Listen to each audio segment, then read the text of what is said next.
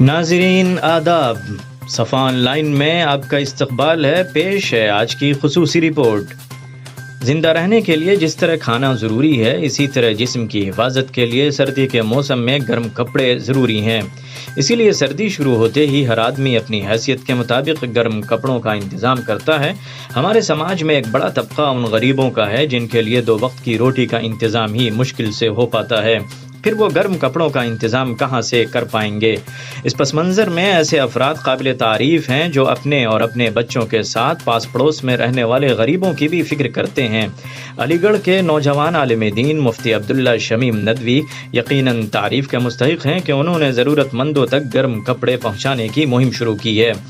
صفا on line کے نمائندے سے بات کرتے ہوئے انہوں نے کہا کہ اس سردی میں بہت سے لوگ گرم کپڑوں سے محروم ہیں، ایسے میں ہم سب کا اخلاقی فرض بنتا ہے کہ اپنے زائد گرم کپڑے اپنے پاس پڑوس کی ضرورت مند بھائیوں بہنوں کو عطیہ کریں۔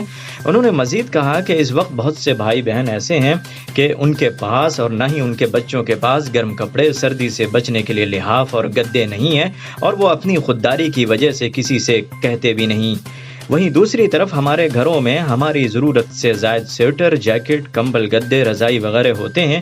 ایسے کپڑے ان ضرورت مندوں کو عطیہ کیجیے، اللہ آپ سے خوش ہوگا۔ واضح رہے کہ مفتی عبداللہ بن شمیم ندوی نے اپنے شہر علی گڑھ میں باضابطہ اس کی مہم شروع کی ہے اور شہر کے علماء اور نوجوانوں کے تعاون سے مختلف علاقوں میں پرانے گرم کپڑے جمع کرنے کے لیے سینٹر بنایا ہے، اور ہر علاقے میں جو گرم کپڑے جمع ہوں گے ان کو ضرورت مندوں میں پہنچانے کا نظم کیا جائے گا۔